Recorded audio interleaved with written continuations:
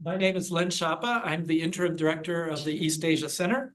And this is one of our first talks of the year in our East Asian Studies series. This particular talk is also sponsored by the Nelson Lectures on Southeast Asia.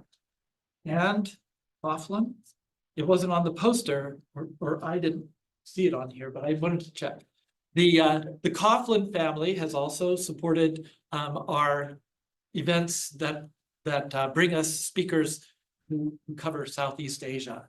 So those of you who have a long history of attending East Asia Center events know that many of our events focus on Japan, China, Korea, those areas. But we have an increasing number of our faculty with interests in Southeast Asia. We're trying to create a home for them where we can do events and have intellectual exchange that spans the whole region. So our speaker today, John Blaxland, is from ANU. Spent most of his career in Australia. And Australians have always taken a particularly strong interest in Southeast Asia, which is their next door neighbor, their immediate neighbor. He's going to talk to us about what the world looks like from down under.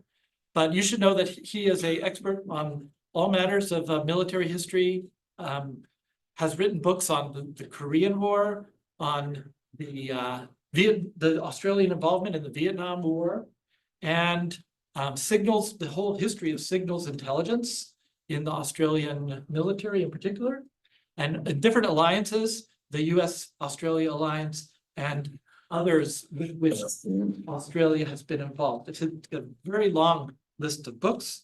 I think the Australian Signals Intelligence book, The Unofficial History of that Subject, is one of its most recent and important publications if you want to go find more of what he works on. He received his PhD in War Studies from the Royal Military College of Canada. So he got out of Australia for at least a little while. And then over the course of his career has served as defense attaché in both Thailand and Myanmar. So representing the Australian government in those important countries and at challenging times. So we're going to hear a lot of insights based on this kind of real world experience. His background, I guess, is a little more in history than formal modeling. We went to another talk this morning in the political science department where it was all game theory. I don't think we're going to get very much of that from John. But I'm really looking forward to hearing his what he can teach us about this subject. Brilliant. Thank you very much, Len. It's great to be with you. It's great to be with you, ladies and gentlemen. You're going to have to hold on to your seats because we're going to race through a bit of history and context, geography and demography and various other things. Starting with this map. I love maps. You'll probably pick this up. This one's one of my favourites. It's an Australian Air Force planning map centred on Darwin, the northern capital, but spun 45 degrees to give you a sense of Australia hanging off Asia, and also the significance of the Indo-Pacific and of what Joko Widodo, the outgoing president of Indonesia, called the maritime fulcrum, that maritime space, the archipelagic space between Australia and mainland Asia. So that's the space we're going to focus on in this next 45 minutes or so. And of course, as Len said, I'm very kindly, I am a bit of a pontificator and I do like to write. So there's a few things I've written along the way, and for some reason I haven't been quite able to pick one topic. I keep varying the topics, but several of them have been on Southeast Asia, on the US-Thai alliance, on the East Timor intervention. I was the brigade intelligence officer for the Australian intervention in East Timor in 1999, which involved having a fairly good understanding of Indonesia and the challenges that presents. And I've written a bit about Australia-Indonesia relations, and we'll talk a bit about that, but particularly on Australia's defence and Australia's engagement in Asia and beyond. So that's the space I'm in. Now, I did this geostrategic SWOT analysis for Australia a couple of years ago, and the summary of it, you can download, it's a free download from ANU Press. but it looks at the internal strengths and weaknesses and external opportunities and threats. So I pulled this together and I thought I was really clever, and I showed it to my wife and she said, "So what?" And I thought, oh, that's brutal. And sure enough, I needed to dig deeper, right? And so when I thought about it, what was the essence of what we're talking about here? And the essence of it was that we're dealing with great power contestation, looming environmental catastrophe, a spectrum of governance challenges, and all of that accelerated by the fourth industrial revolution. So it's kind of like the polycrisis, or everything, everywhere, all at once, right? If I can riff off the title of a movie that that's been popular lately. And when you think about the Asia and the Pacific, when we think about the space that we live in, this is one angle that you can take. And this is one I took when I was doing my PhD on Australia-Canada relations. I made the point that, we actually share this space. But also, when you think about it from the United States point of view, you've got some micro dots out there that seem to be relatively inconsequential. Guam, Hawaii, Aleutians, etc. Not terribly consequential. And yet, of course, we'll talk more about that in a moment. And then, of course, the other way of looking at it is from the point of view of the Middle Kingdom. And from this angle, things look, from a Chinese perspective, I guess you could say, with 14 neighbours directly neighbouring, it presents a whole series of challenges. And of course, that's quite different to what you do when you look at it from down under. So we all have our own view of the world. Our view of the world is skewed by Mercator and his Heidelberg-centric projection of the world, which has screwed our thinking about the significance of Asia, in my not so humble opinion. That was a joke. Not very funny. Okay, I can see. So when we think about this part of the world, the part of the world that matters to Australia, there's a whole range of ways you can look at it. And as a military guy, former military guy, military historian, the sea lines of communication feature very prominently. And of course, Southeast Asia, part of the reason why it's such an interesting place is because of its geostrategic significance. The sea lines of communication that connect the Indian to the Pacific Oceans, the transit routes. For Australia, our space is here, marked here, butting up against Indonesia and Timor-Leste and Papua New Guinea. And of course, the connections for Australia, being a land, they say, girt by sea, as the national anthem declares, and as a couple of colleagues of mine have written about recently, we're very much dependent on trade by sea, in large part because there's no Mississippi River in the middle of the country. There's no Great Lakes in Australia. As you know, Australians tried to discover, they tried to find something, and all they found was a desert. Right? So we've lived on the rim, we trade around the rim, and we trade externally. But of course, when we do that, we think about Southeast Asia, particularly this map I really like because it shows you the hotspots of trade. And the Malacca Strait is incredibly consequential. The Malacca Dilemma, as the Chinese describe it, or what I like to call it, the jugular vein of the Indo-Pacific. With 70% of Northeast Asian trade transiting through that space, no wonder China is so interested in the Belt and Road Initiative to mitigate the risks of exposure of the repeat of 1941 against Japan. That was when sanctions were imposed against Japan. The significance of this real estate, even though it's actually a lot of it's at water, is incredibly important in terms of understanding the mindset, not just of China, but of the countries in Southeast Asia that are the curators, if you like, of this space, the minders of this space.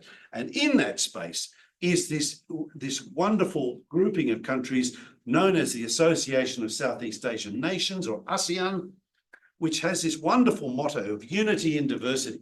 But it's more of an aspirational statement than a statement of fact, because of the incredible diversity on all of these different planes listed there: ethnic, religious, economic, historical, geographic, political, strategic, cultural, and linguistic diversity. This is not Europe, okay? This is not a proto-European Union. Why? Because it doesn't have the kind of Judeo-Christian, Roman, Latin script kind of commonalities. What is it that holds us together? Well, I'm blown if I know, actually. I mean, I can stab at it, I can crack at it, but no one really understands what it is except what it isn't and where it sits. And geography speaks volumes to this. Its place in the world as the gateway, as Joko Widodo describes it, I say it's at the maritime fulcrum, the gateway between the Indo and Pacific spaces, incredible consequence. Of course, demographically, when we think about, we need to understand the demography of it if we're going to think about the politics and the implications for the poly crisis. And so for Indonesia, Java, with Jakarta sinking below the waves, flooding frequently, densely populated, wanting to relocate to its capital to Nusantara in Kalimantan makes sense on one level. And there is some kind of obvious examples in history: Washington, DC, Canberra, Brasilia, dare I say, Naypyidaw in Yangon, in Myanmar, as examples of capitals that have moved away from the coast inland to establish themselves as the capital. But demography does point to the challenges in this space. And of course, when you think particularly here of West Papua, or Irian Jaya, as we used to call it, or the western half of the Papua New Guinea island, much more sparsely populated, a place of transmigration, transmigrasi, from the most popular parts of Indonesia across to the east. So that's a very important factor. Ethnography is another really important factor. The diversity of these countries. Here's just three of them: Cambodia, Laos, and Thailand. Cambodia, which is a country largely made up of Khmer, culturally Khmer-speaking people, is also strongly influenced by Vietnamese as well as Cham and others. Laos, here at the bottom left, incredible diversity of the various tribal groups. And Thailand, which is a unitary state, which we identify very much with this idea of this Buddhist, Theravada Buddhist monarchy, is actually remarkably diverse as well, with this strip of Mon in orange on the left, the Khmer, interesting in orange, in green, sorry, the Khmer historical connections there in the east and the right, and of course the Malay Muslims in the south. So this is also quite a torn country, and we'll talk more about the consequences of that here, particularly with the southern insurgency, which has been festering for about 20 odd years, but the origins of which go right back, at least 100, but probably a long way back beyond that. And of course, we saw the father of the current Petongtan Shinawatra, the president, the current prime minister. Her father, Thaksin Shinawatra, is the one who, in 2002, abolished the Southern Border Provinces Administrative Command, which was an army-run thing. He was a former policeman. He abandoned that, thinking the police should run it. And of course, it all turned to hell in a handbasket, because once that went away, the insurgents actually went around and topped all the informants that have been so influential in keeping the Thai Theravada Buddhist control over this Muslim minority in the south. Myanmar, very interesting case. Myanmar, a country used to be called Burma. They changed its name to Myanmar because it wasn't just about the Burma, the Burman people in the middle. Of course, it's been a country that's been strife-torn for generations. It's never really been all that united. And of course, we've seen, as the picture on the left shows, that the civil war that's been going on since the military overturned the outcome of the election a couple of years ago, when the National League for Democracy, Aung San Suu Kyi's party, won, and they were just ignored by the military because they felt that they had a prerogative to just rule with the power of the gun. And of course, that's unraveling before our eyes.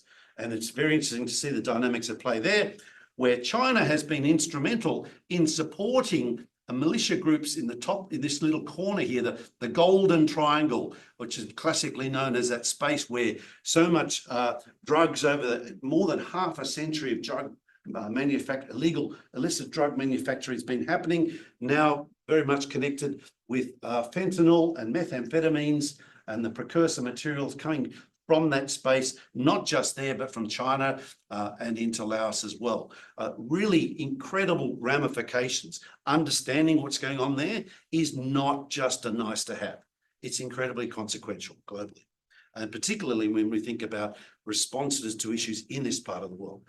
And as I say, Myanmar civil war, festering issue. This map is now quite dated, but it speaks to how widespread the conflict is, how strife-torn Myanmar is, and how little attention it gets. And it's very interesting, in my view, the rampant hypocrisy of people like Anwar Ibrahim, who talk about the problems in the Middle East while looking over their immediate neighbour and the challenges in a country that they have some agency over through their involvement in ASEAN, the Association of Southeast Asian Nations. And this is a festering problem that really needs action, because it is not going away, it's getting worse, and sticking our heads in the sand about it is actually going to potentially make it spread. Of course, from China's point of view, we talked about the Malacca dilemma, the jugular vein of the Indo-Pacific, the need for China to diversify its trade routes, particularly its access to oil and gas, and the access to the Bay of Bengal means that it's dealing with the military in Myanmar. It remains a consequence because they want to keep the pipelines flowing. Right? Critically important access to Chokpu down at the Bay of Bengal, where the oil and gas terminal reaches the sea, is very important to them. But of course, at the same time, they don't want to back a losing horse. So they're constantly assessing, well, does the Tatmadaw, does the Burmese military have what it takes to win or not? And it's becoming quite precarious.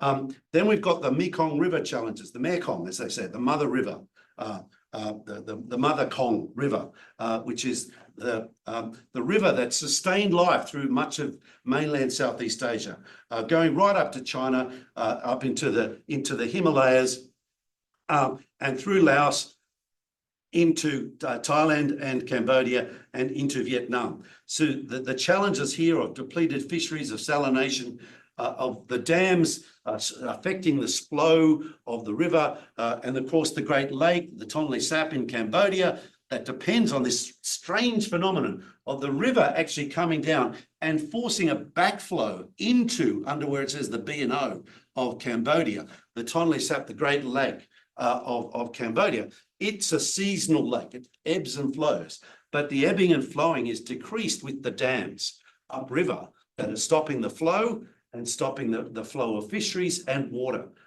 So it's generating enormous challenges in this space. Further out to the east, we've got the problems of West Papua, and I touched on this before, and there's calls for justice and good governance versus calls for independence.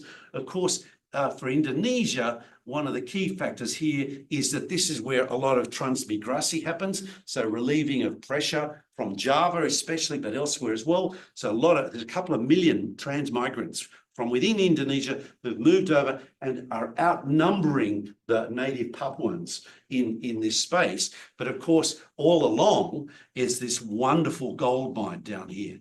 That is fundamentally a major source of wealth for Indonesia. It's and it's an incredibly consequential piece of real estate that's an American managed and owned and run gold mine. So this is it explains to a certain extent one of the factors why the United States has a vested interest in the political dynamics inside Indonesia as well. Now, Indonesians have been worried over the years about Australia supporting an independence movement in West Papua, because we supported the independence of East Timor, this little spot down here, which is a tiny speck, which is about 1/25 the size of West Papua. And of course, that almost sucked the Australian Defence Force dry. We could barely pull that off. So the idea that Australia would want to do this in West Papua is inconceivable, if I can use that line from Princess Bride. And of course, the other thing is, unlike East Timor, West Papua was never recognised West Papua has been recognised since 1969 as part of Indonesia with a UN mandated vote of free choice. The so-called vote of free choice, a controversial one, but one that's been recognised by the United Nations, unlike East Timor, which was never recognised as being incorporated into Indonesia. So we've also got, I'm running through quickly a long list of the concerns here, transnational security concerns. with the wave of concerns in this space, transnational security concerns related to the fallout or the spin-offs from the Islamic State in Malaysia, Indonesia, and the Philippines, especially concerns elsewhere as well. For Australia, Bali has been a very, very popular holiday resort destination and had been a site of a couple of major bombings. That's a photo of the bombing site from 2002 in the downtown Kuta part, where very popular with tourists. So transnational crime and piracy are also in the mix as well. Moving back to the Philippines now, and the ethnography here, it's really interesting to think about the diversity in this space and when you think about the politics of the Philippines as it engages with China and the United States, it's got a lot of things it's grappling with as well. It's grappling with the diversity inside the country, balancing the politics of North and South, the competing political factions, and of course the very interesting dynamics, which this map from the late 1800s shows, the idea of Christians, animists, and Muslims. And of course, this is the Bangsamoro area. This is where Marawi, the place that in 2018 was the site of a major uprising that kind of was inspired by the Islamic State and saw the Philippines Armed Forces calling on support from the United States and Australia and elsewhere to respond to a crisis that they couldn't deal with on their own. And of course, You said 1918, you meant 2018. 2018. Yeah. Sorry. Yes, I'm showing my age there. Showing my preference for the Just so that everybody knew that this is a contemporary. Yeah, no, it's 2018, just 6 years ago. And it's one that's continuing to present challenges for the Philippines government. And of course, this is the part of the problem is that you've got a largely Catholic inspired government that runs the main island of Luzon and has got the major political backing in the central part of the country, dealing with a minority that is culturally quite remote from the Catholic majority in Luzon and the main other islands. So Mindanao is a interesting challenge. It's the furthest point that Islam reached as it spread through the maritime Southeast Asia, from Malaysia, across Indonesia, and into southern Philippines. So you get this overlap of demographic and cultural phenomena. The Spratly Islands, of course, it's been in the news quite a lot. And for a lot of people, it's like, what on earth is going on here? Well, we've got a couple of phenomena, right? We've got China's claim of the 9-dash line, which is a map that was essentially drawn by the Kuomintang in 1947. And these are the red lines here are the 9 dashes, you see. And of course, there's a huge overlap here with Indonesia, with their exclusive economic zone from the Natuna Islands. Now, the exclusive economic zones are zones of maritime space that, following the acceptance of the UN Convention on the Law of the Sea, or UNCLOS, saw the states of maritime Southeast Asia articulate their own space. And as they did so, they ended up having a little bit of overlap in places. So there's a bit of dispute between these states, particularly around here, about who owns which bits, okay? And of course, China actually signed up to the UN Convention on the Law of the Sea, which was originally agreed to in 1982. But along the way, they realized that, in fact, they actually want all of this.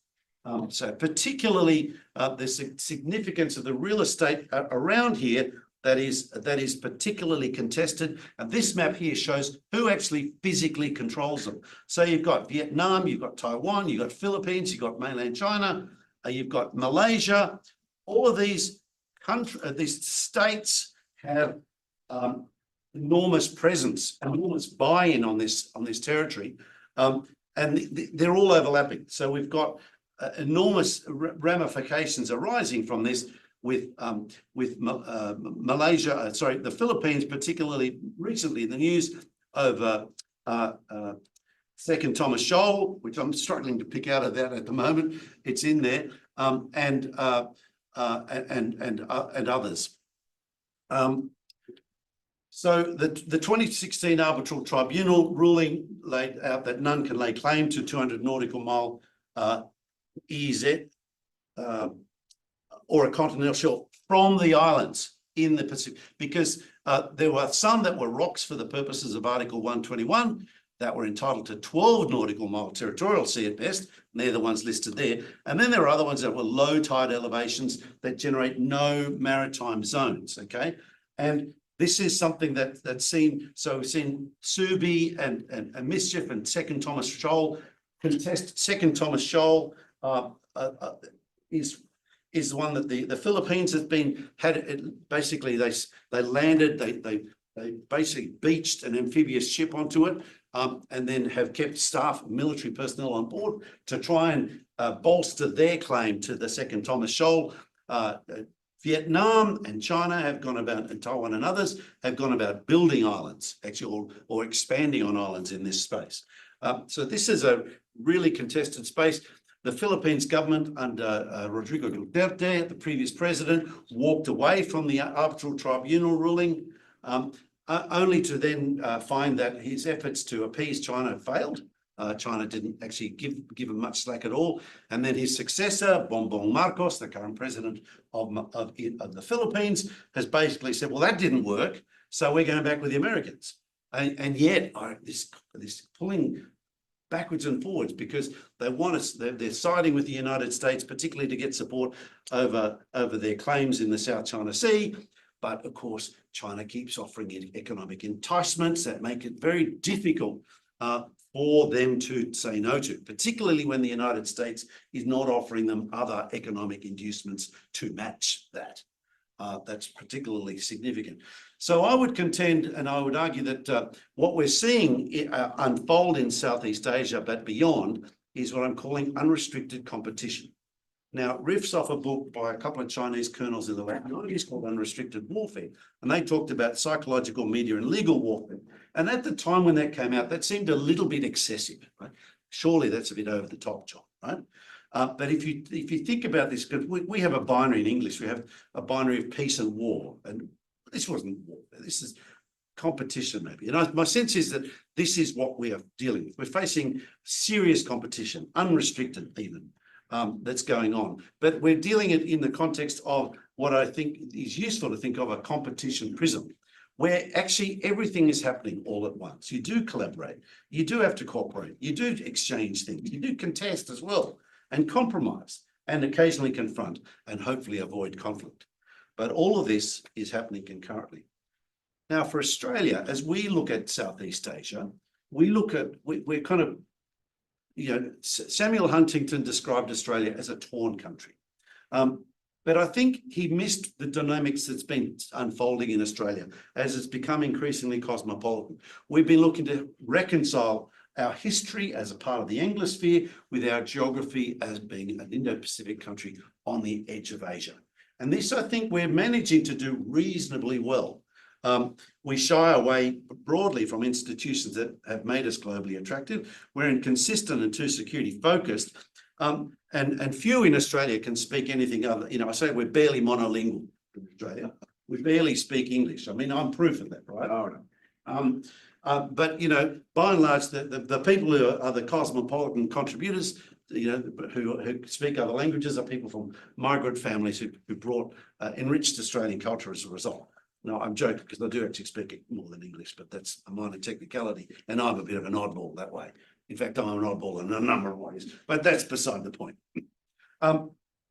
So we also have this, as we engage with Southeast Asia, and we've had this fear of abandonment going back to the Second World War, where we committed troops to the defense of Singapore and Indonesia, what was then the Dutch East Indies, in the face of the Japanese onslaught, only to get whooped, absolutely whooped, and then join with MacArthur in the counterattack in the second half of the Second World War.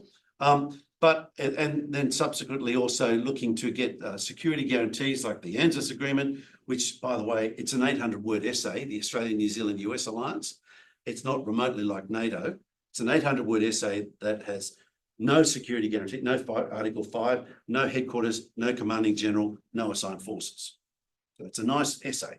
It doesn't say very much. But we have these competing impulses, which I think also resonate in large parts of Southeast Asia.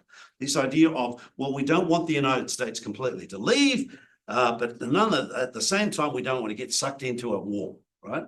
And this is the dialectic, the dilemma, if you like, that countries in the neighbourhood face. For Australia, as we look back in our history, and which I like to do, I gravitate towards historical points. When we fought in this space, when we last faced an existential crisis, it was in this space. Indonesia mattered enormously to us. Back then, it was the Dutch East Indies, pre-independence. And of course, many of our famous in Australia, in Australian parlance, famous battles take place in this space. So when we look north, when we look past Southeast Asia to what Americans like to focus on, which is China, we look at it through the prism of Southeast Asia. Because to get to China, to get to the South China Sea, you go through that space, right? And by the way, that applies to American bases and forces that might be stationed in Australia. To get there, you transit this space. So for us, those relationships are not nice to have. They're foundational. They're foundational. And so when you think about, and I'm putting this to you, when you think about great power competition, when you think about the grave challenges of the world, don't just think binary, please. Look beyond the binary. Look beyond China, the US, look at the other players, the ones who also have agency in this equation. Now, for Australia, we've had pretty volatile relations with Indonesia, partly because I like to say it's like a game of snakes and ladders. We make amends, we make improvements, and then we come down the snake from that board game, Snakes and Ladders, over beef, boat, spies, clemency, Timor, Papua, Jerusalem, you name it. We poke them in the eye, partly because none of us, very few of us, speak any Bahasa Indonesia, right? Why do you need to? Everybody speaks English, don't they? It's just cultural arrogance that, I mean, surely that doesn't happen in the United States. No? Yeah. I'm joking. Of course, there's lots of parallels between Australia and the United States. Your mini-me, if you like.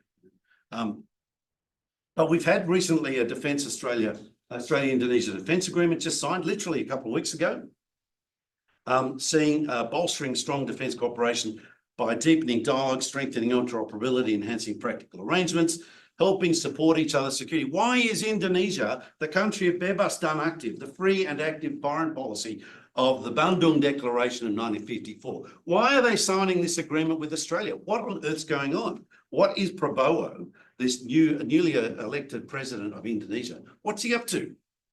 Well, of course, he's pursuing Indonesia's interests, which is mindful of the point I made before about the Natuna Islands. The 9-dash line, that space in the gap between the 9-dash line and the exclusive economic zone is hotly contested. They are not happy with how China has been asserting its claims in that space, and they want backup. And Australia is a convenient foil without declaring it. Of course, Indonesia are never going to declare that because they've got this free and active foreign policy. They're neutral. They're non-aligned. Fill your boots, call it what you like. But if you're calling in Australian help, and if you're quietly calling in American help as well, then, okay, you name it what you like, but we see what you're doing. For Australia, when we think about the world, we have historically gone where you've gone. So Korean War, we followed you there, right? Vietnam War, we followed you there. So we went forward defence, like we did with the Brits in Malaysia and Singapore in 41, 42, and Indonesia. When it came to something further afield, we felt we wanted American engagement to stay in this part of the world. So backing you mattered to us. Now, after the Vietnam War, we retreated to this idea of defence of Australia. So our engagement with Southeast Asia with it. But what we've seen now with the surge of great power competition and the spectrum of governance challenges and environmental crises happening, we've seen the need to engage more with our neighbours because of that unrestricted competition I was telling you about before. There's more competition for influence in this space than ever before.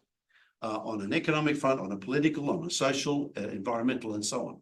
It's going gangbusters. So Australia is recognising it needs to do more with Indonesia, with Papua New Guinea, with the Pacific, with Southeast Asia writ large.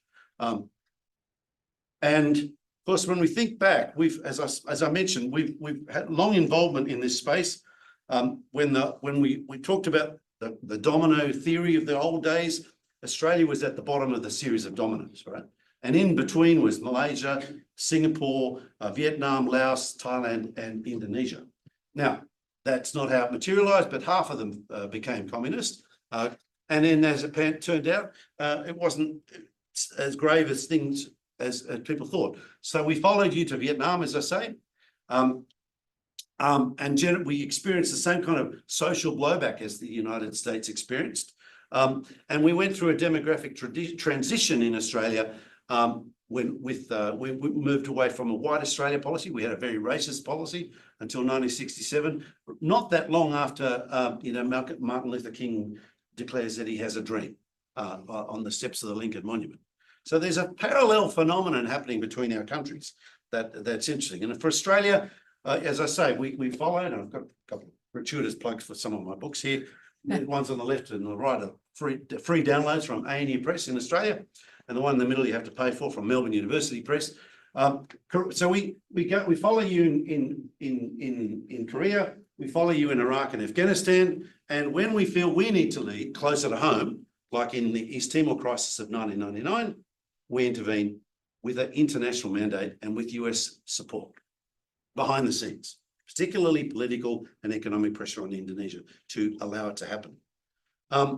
So along the way, for the last 60 years, Australia has engaged in its neighbourhood in Southeast Asia and the Pacific, which is a thing called the Defence Cooperation Program, as well as an aid program.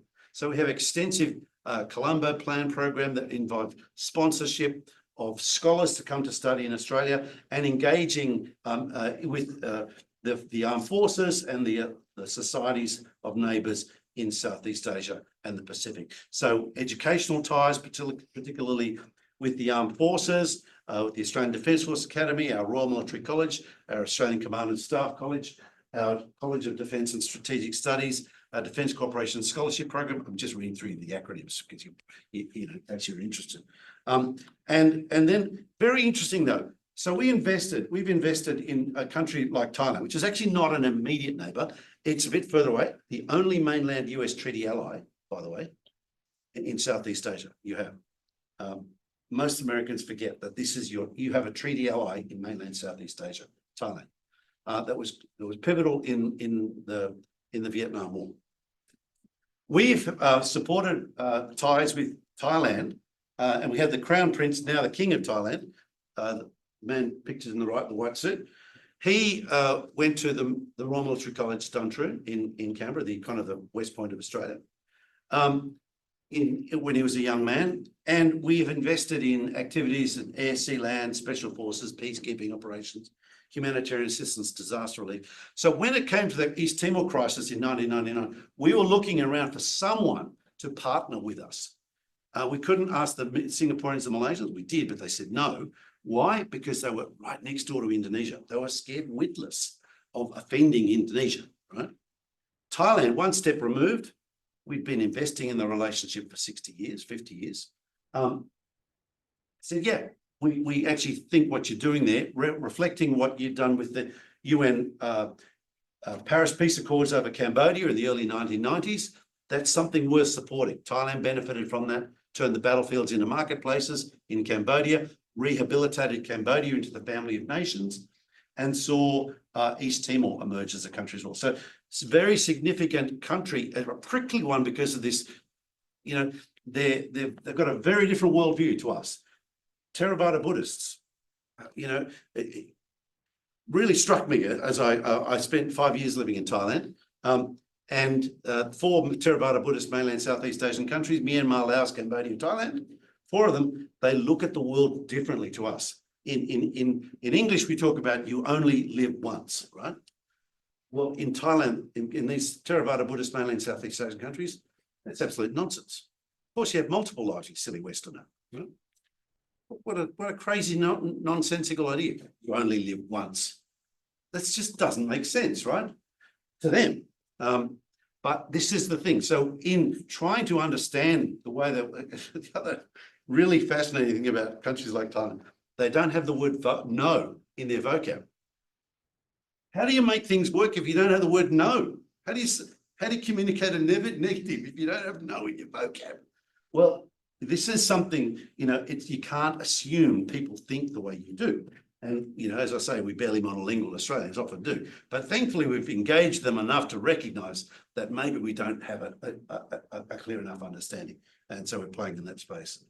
So the 5-power defence arrangements have been a big part of our engagement for more than half a century with neighbours also. Five-power defence arrangement. This is a kind of anachronistic thing after the end of the British Empire. The British leave, right, from east of Suez, but the Malaysians and Singaporeans, formerly part of the British Empire, are a bit nervous about Indonesia, which under Sukarno in the 50s and 60s, particularly in the early 60s, actually waged a mini war, confrontasi is it called, confrontation against Malaysia and Singapore. And so they're a bit nervous about this country to the south. In 1965, huge coup that overthrows this left-leaning Sukarno with a right-leaning pro-US Suharto. So Indonesia, the neighbouring countries kind of breathe a sigh of relief. They're not worried about this guy wanting to wage war anymore, but they're still nervous about Indonesia. So as Britain leaves, they sign this five-power defence arrangement. This is like 50 years ago, 55 years ago. Established 1971, so 50 or plus years ago now. This organisation, it's an anachronism today. Nobody's worried about a war with Indonesia now, but Malaysia and Singapore barely talk to each other except through this forum. Right? They actually don't like each other very much. So this is a convenient foil. It keeps Australia and New Zealand engaged, keeps the Brits engaged, and keeps everybody. Even the Indonesians now like to play as observers in this space. Why? Because it's a really constructive way of a sub-regional collaborative mechanism for cooperation, for engagement, and jaw rather than war. Right?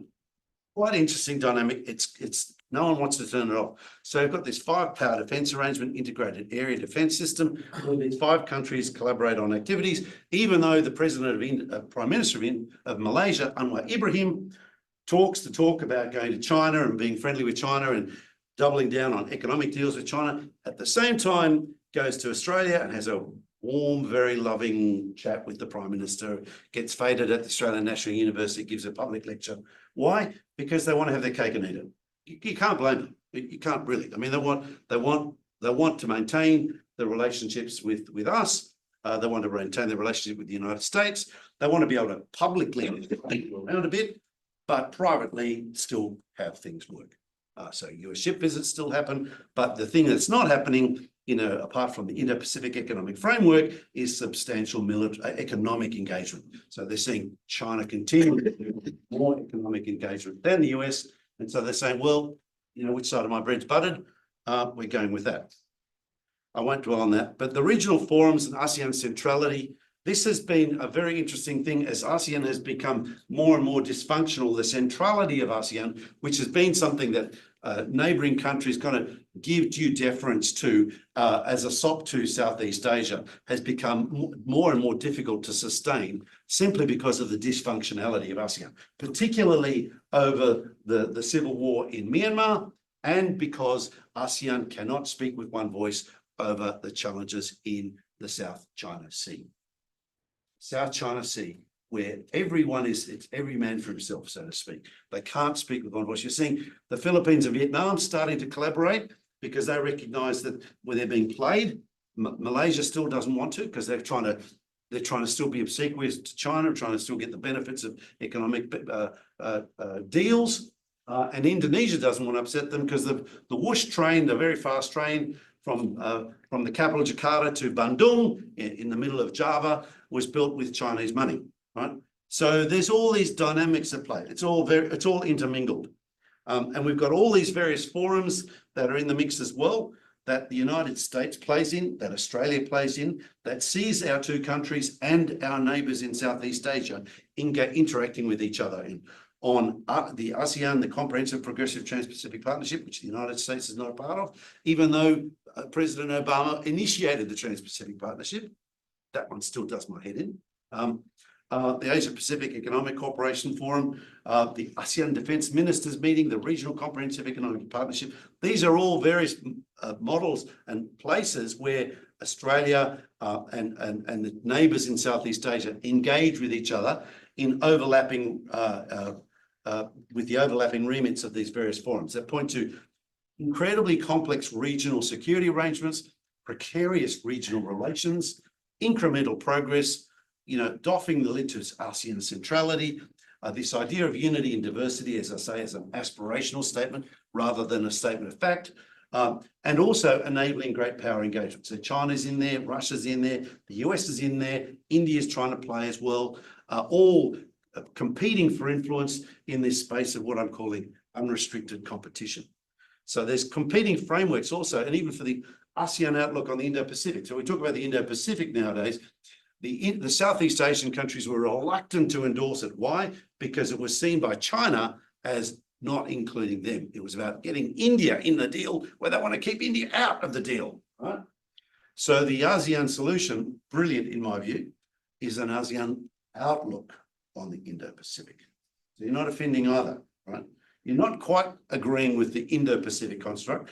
You're not quite agreeing with the rejection of it either. You're trying to have a bob each way. It's the Goldilocks solution, if you like.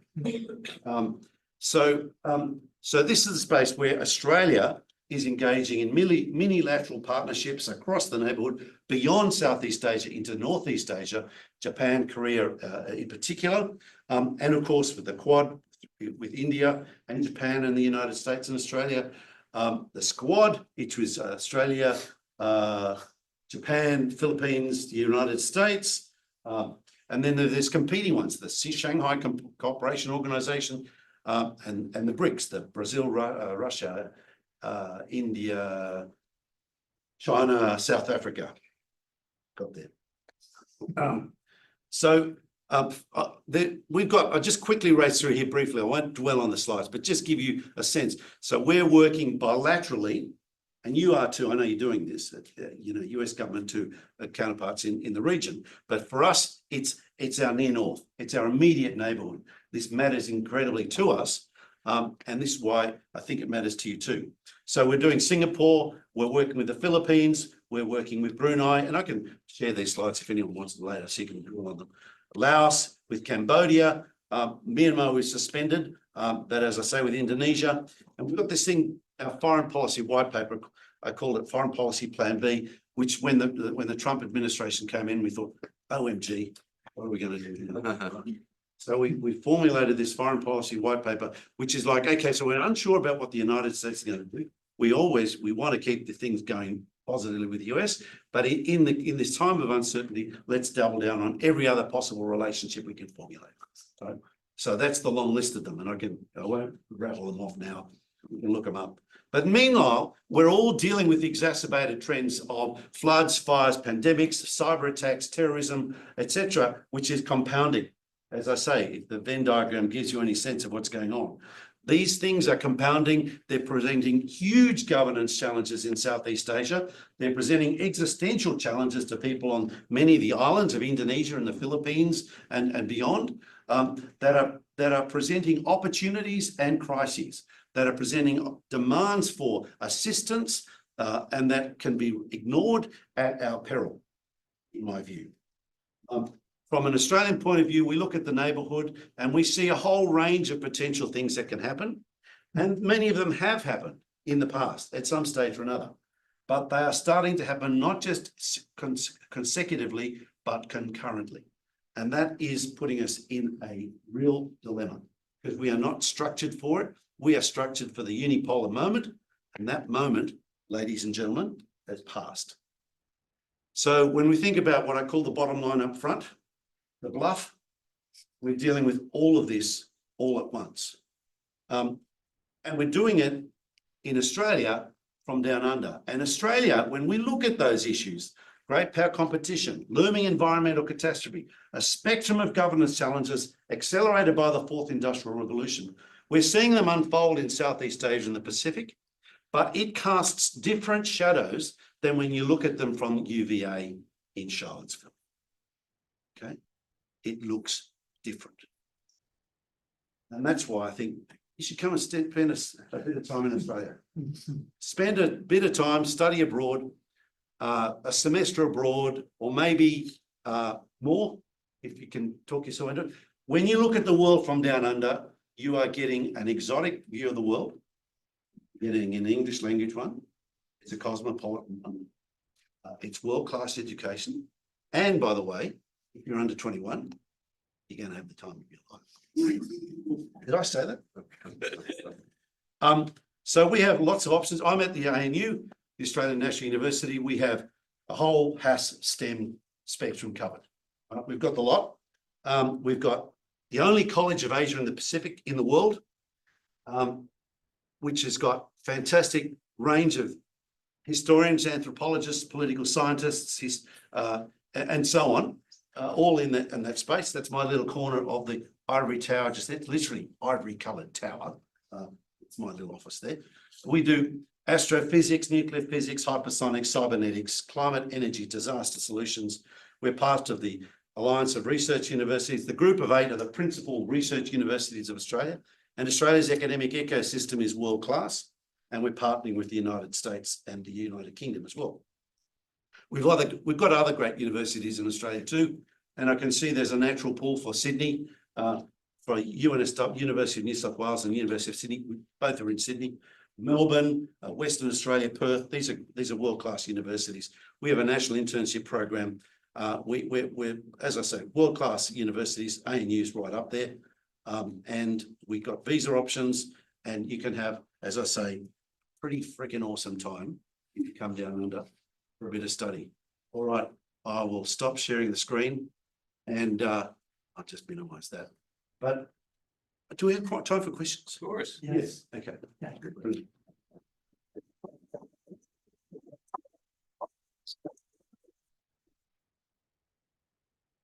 We have about 22 minutes for questions, so if we'll take anyone who wants to go and let you call on people as you see some hands. Okay, thank you. Yeah, I was just wondering about the nuclear deal, the nuclear submarine deal between the Australia and the United States. Do you think that's marking kind of a difference, like a movement away from that fear of abandonment with Australia and kind of a closer cooperation between the two states? Or is that kind of just peripheral? No, it's a really good one. There's a huge debate going on in Australia about this issue right now. Australian government is actually investing quite heavily in trying to make it work. And the US is working closely with the Australian government and the UK government. So all 3 countries have been passing legislation lately to facilitate information technology exchange, standardisation, common standards for implementation of technology transfer, skills transfer, and interoperability. So for maintenance, for operations, for construction, all of those things, they're trying to, it's a huge task. It's a major task. It's going to cost a lot of money. I've got an article coming out actually on the weekend on this very topic. About there's a lot of people in Australia who are critical of AUKUS. You know, I talked about the fear of abandonment, the fear of entrapment.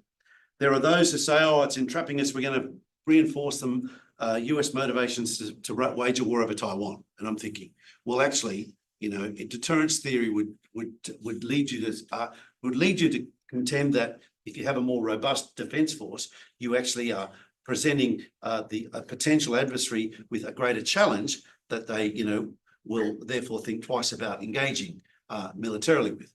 Of course, this is based on the premise that weakness invites adventurism.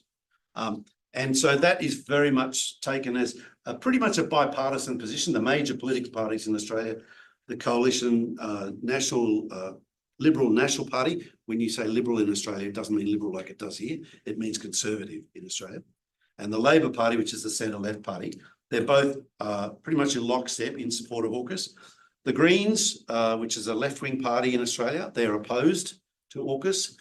Historically, they have got a few members of parliament and a few members of the Senate.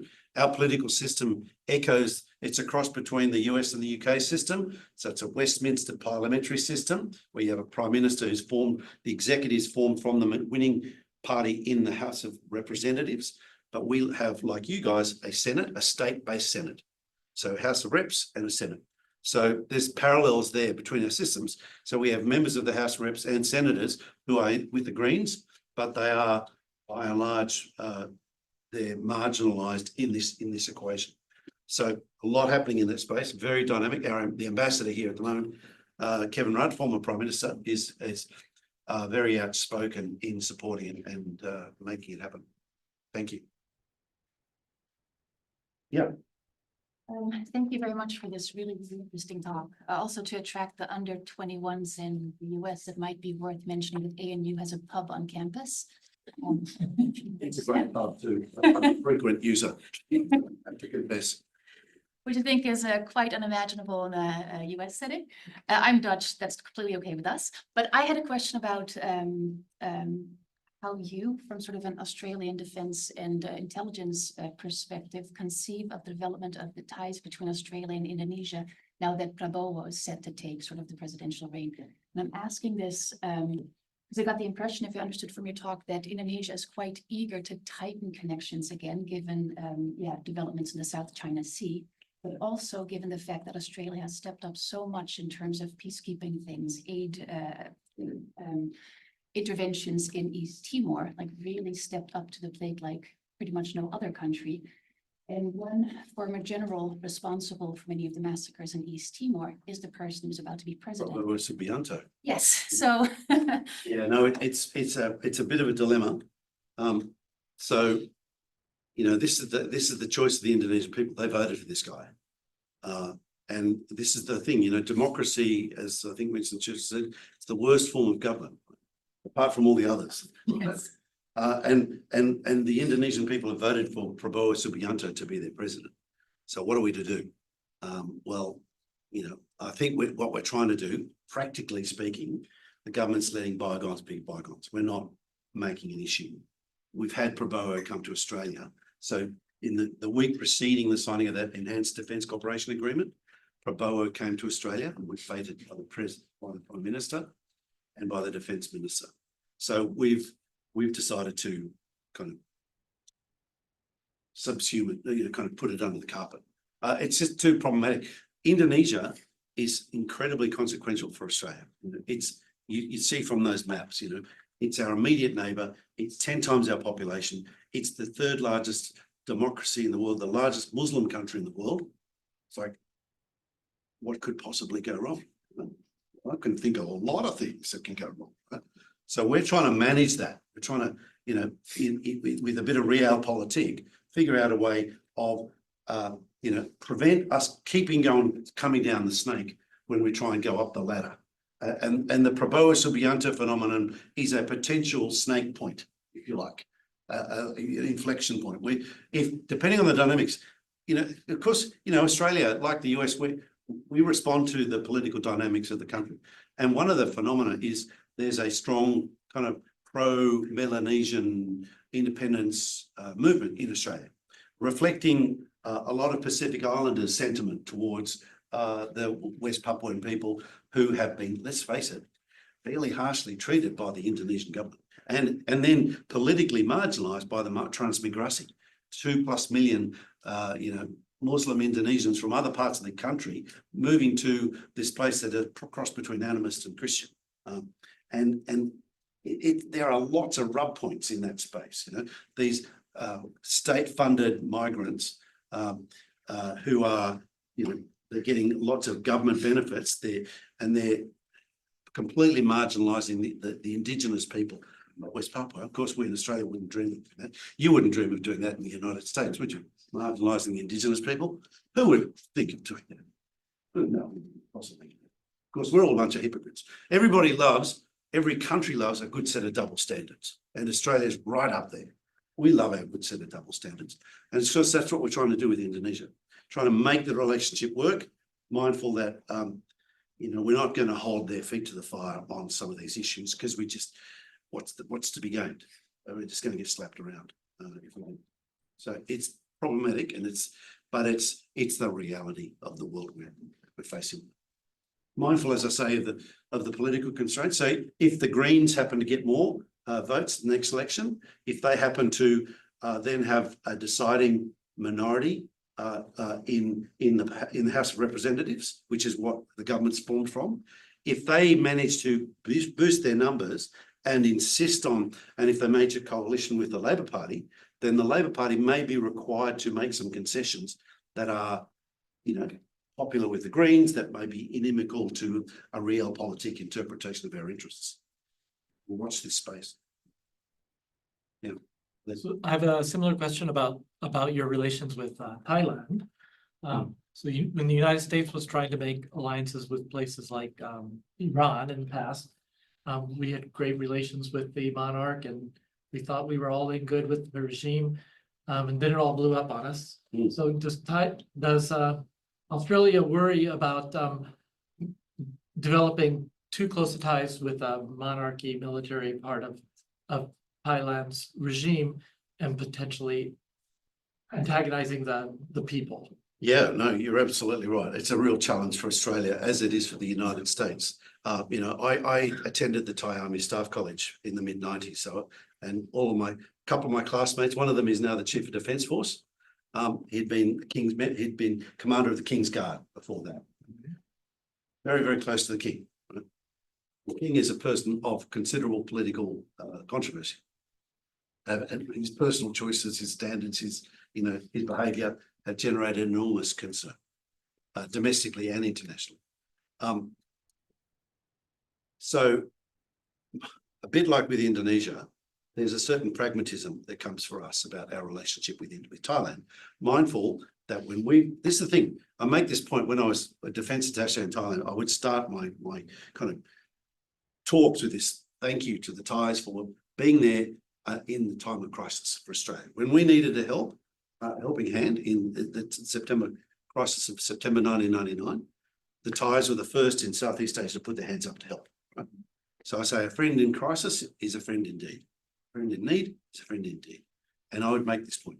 So there's a certain reciprocity that is kind of practical reality of Australian diplomacy with Thailand. We're not going to poke them in the eye over their political shenanigans when Thailand to us is a really important political partner, a facilitator. They were a key facilitator of the Cambodian Peace Accord in 92-93, key facilitator of the resolution of the East Timor crisis in 99, and one of Australia's biggest trading partners in Southeast Asia. That's the real work. So we make that happen. We make it work. Thanks. Yes. Thank you for the talk. So if I understand it correctly, that it seems that the background of the talk is US-China conflict. I'm shocked to hear you say that. I didn't mean to inject always the China question, but I'm gonna go ahead anyway. So it's about how Australia tried to kind of stay away from this kind of grand geopolitical conflict and still have its very uniquely historical rooted and geographic approach to Southeast Asia. I guess I want to ask a question about it, a little bit kind of the elephant in the room here is how the Australia-China relations also kind of looms large in how Australia dealing with Southeast Asia, especially the Belt and the Road Initiative, and how China wanted to strengthen its economic ties with South Asia, how that kind of economic-based approach will influence Australia's approach towards its needs. Well, it affects Australia like it affects every country in Southeast Asia. Every country in Southeast Asia is looking at the same issues. They're all affected in different ways. The closer you are, the more you're affected. Laos, Cambodia, Laos is, it's got a major influx of Chinese citizens who now reside in Laos as part of the deal that Laos has done with China for development. So there's huge developments in Laos that reflect what we've seen as a beneficial to Laos, but have seen with that a huge influx of Chinese, huge whole cities that have emerged in parts of Laos that are actually just populated by Chinese people. That's the Laos response. The Cambodian one, I've got a very interesting, one of my PhD students I just read one of his chapters over the weekend. Fantastic research he's done, background on Cambodia's choices. And Cambodia's in this interesting position where they're kind of sandwiched between Thailand and Vietnam. And both of them have repeatedly attacked Cambodia. Siem Reap is actually the victory of Siam, right? Because that's where they beat the Cambodians, right? There's been major wars between Cambodia and Vietnam and Thailand, both countries. The temple, Phra Vihear, or in Thailand they call it Phra Vihan, on the border of on the watershed between Cambodia and Thailand. It's this ancient Khmer temple that the International Court of Justice ruled in the in favour of Cambodia, but the Thais are incensed because it's on the Thai side of the watershed. Right? And the Franco-Siam Agreement of 1909 gave the Thai side of the watershed to Siam, but they hadn't bothered to check on what the cartographers had done, the French cartographers, who had cut off the Prawihan, and given it to Cambodia. Right? Anyway, there's a lot of tension between them. Cambodia feels really sandwiched between them. They look to France in the mid-19th century as a protector, so they voluntarily became a protectorate of France. They subsequently looked to the United States. They got spurned. They looked to China. They got supported. That didn't work very well. They then looked to ASEAN. That hasn't worked very well because they got attacked by the Thais and they got attacked by the Vietnamese. So they've gone back to China. So every country's responded differently. Vietnam, right next to Cambodia and to Laos, responds completely different to Cambodia and Laos. And you'd think that they would be more like Laos and communist Vietnam, and yet they visceral hatred of the Chinese, going back 1,000 years. So it's very interesting. Every country is responding to the dynamics of China and the United States and other economic and political powers in ways that are different, but that have enormous similarities and overlaps. So for Australia, when we think about engagement bilaterally, multilaterally in Southeast Asia and the Pacific, yes, that's why the Venn diagram is there, because it's about great power competition. And when I say great power competition, you can distill that down if you want to be binary, China, US. Right? That's the essence of the great power competition. Which side are you picking? Or if you're going to pick at all. And then, of course, the spectrum of governance challenges. If you're in Laos or in Cambodia, what's happening in the Mekong River Basin is profoundly affected by what's happening in China, what's happening in the environment with the water fluctuations, the environmental challenges in that space. They're all interlinked, but China is definitely featuring. And as I say, and in the book that I wrote with my colleague, the US-Thai Alliance and Asian International Relations, which I haven't really talked about in too much detail, but one of the points about our thesis in that book is that the United States has enormous agency in this space, but has not capitalized on it very well. It's kind of since the Vietnam War, has almost forgotten Southeast Asia. And it's got, because of this binary fixation on China, it kind of forgets that there's a southern flank. And this is, as I say, when you look at the world from Australia, you can't help but see Southeast Asia. Yeah, we're looking at China too, but we see Southeast Asia first because they're right there. And when you think of any equation that involves China and the US and you ignore Southeast Asia, you lose. You've missed the game. So hopefully that's helpful.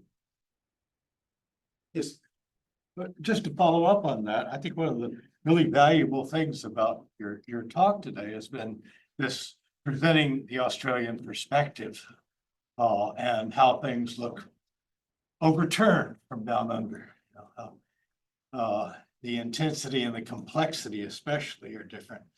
And I'm wondering, I spend more time in Southeast Asia and China, and it seems to me that if we looked at the same general situation from a Southeast Asian perspective, I'm thinking especially mainland Southeast Asia, because I do most of my work with Vietnam. Yeah. It is quite different from an Australian perspective. Yes. China's much closer. Australia is distant and not part of the same geographical identity that Southeast Asia has, and looks very much like an outpost, which is becoming more militarized as an outpost in the bipolar tensions, which are seen as a major threat in Southeast Asia, because they know they can be severely affected by bipolar tensions, and they know they cannot control those bipolar forces. So to the extent that Australia strengthens its outpost functions, and AUKUS would be part of that, it would not necessarily be seen as, it would be something seen as increasing uncertainties for Southeast Asia. So, yeah, that's a really interesting point. This is the debate that's going on in Australia at the moment. Are we making things worse by doubling down on the relationship with the United States. By getting nuclear-powered submarines, are we making things worse? And this gets back to, okay, which theory do you think is the most accurate? In my view, I'm a realist. I'm not a hard-nosed absolute realist. I'm a pragmatic realist, if you like, because I see, as I said in my talk, I'm a great believer in that dictum that weakness invites adventurism. The history is littered with weak countries that thought, oh, we'll just be nice and they'll be fine. No, it doesn't usually work that way. And Vietnam is a classic example of that. Vietnam is not a militarily inconsequential state, and the Chinese know it.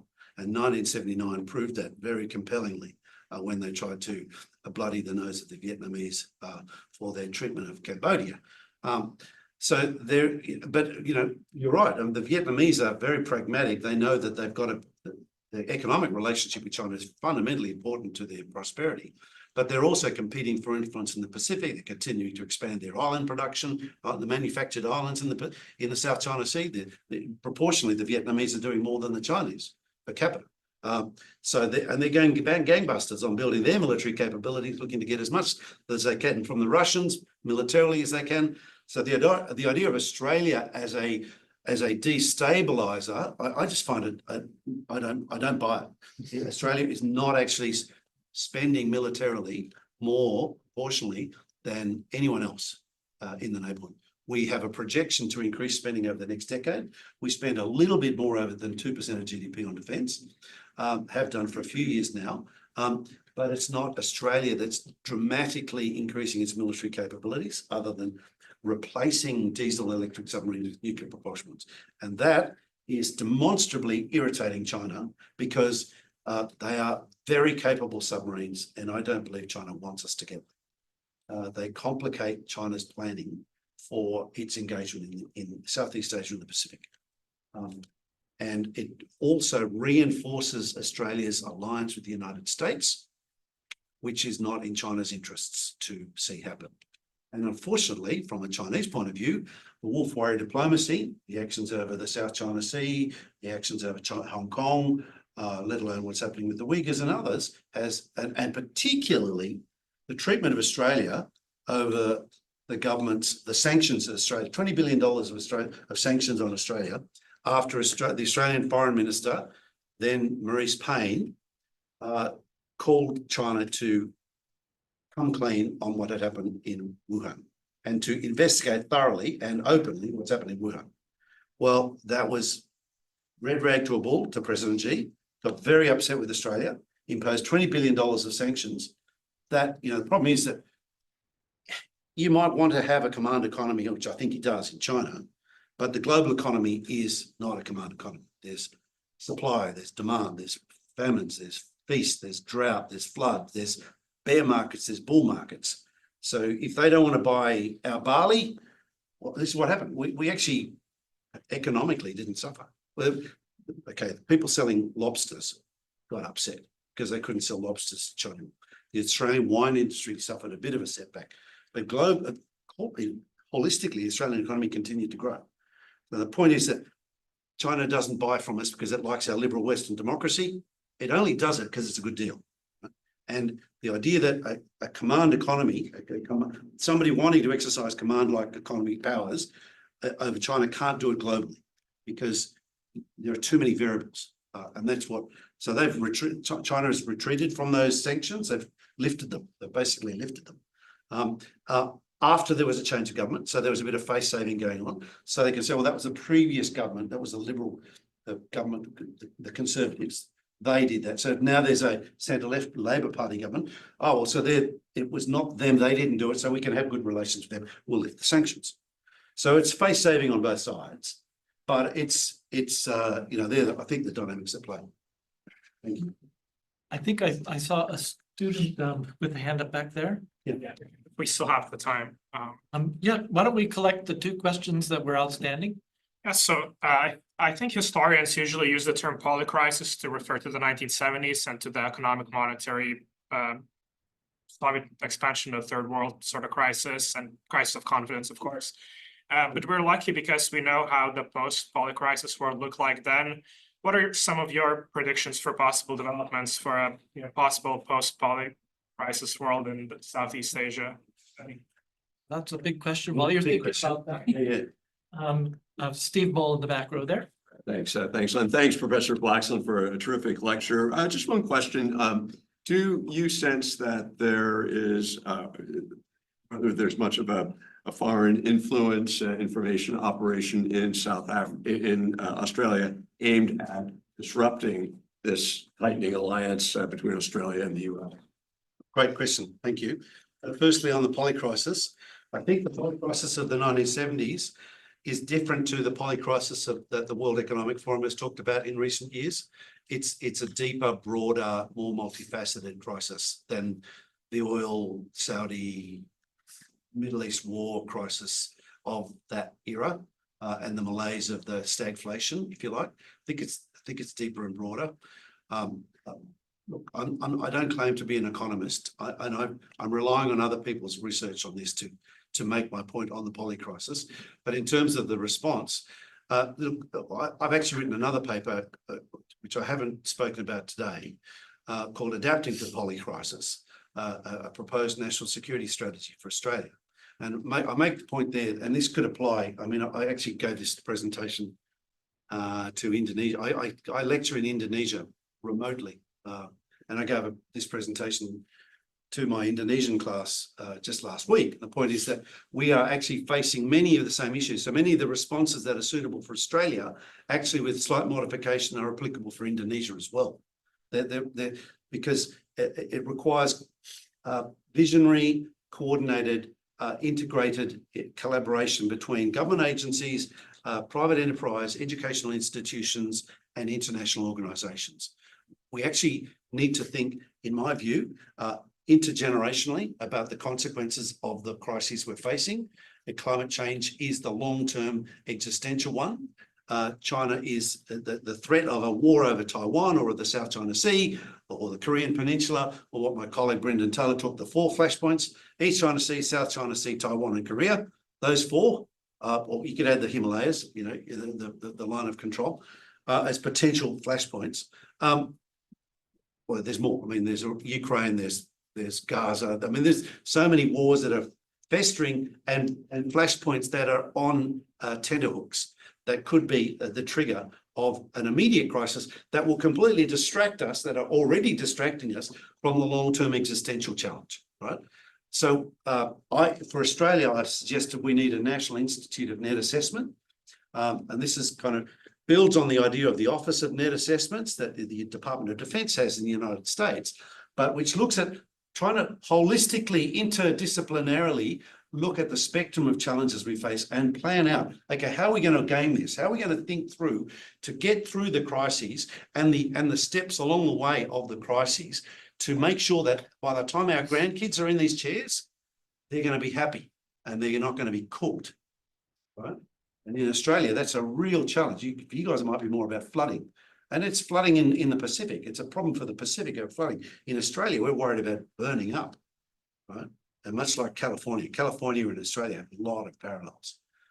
It's a significant challenges, which we can't, there's no one government agency, no one academic discipline, no international organization, no jurisdiction that covers it.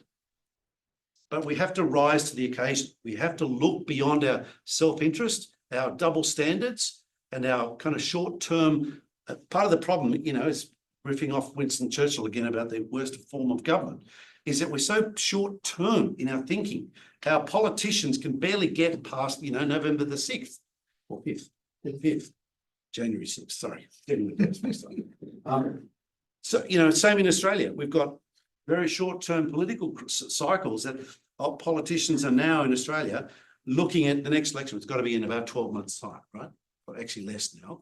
So everything is now seen through this short-term political calculus rather than, okay, what do I need to do to secure the welfare of my grandchildren and the grandchildren of my neighbours, my country, the neighbouring countries and their kids? We're going to do that. And we're not there yet, but we need to. And so part of me talking about this, I think, is my attempt to, and writing about it, is my attempt to kind of raise awareness and to help people think about coming up with solutions. So, yes, I was asked about China, but I deliberately didn't focus on China in the presentation, because if that's all we focus on, we're missing it. If that's all we think about, if that's all we talk about, we're screwed, right? Because there's so much more on the plate. There's so much more we all need to face. And that's the polycrisis of today, I think. Thank you.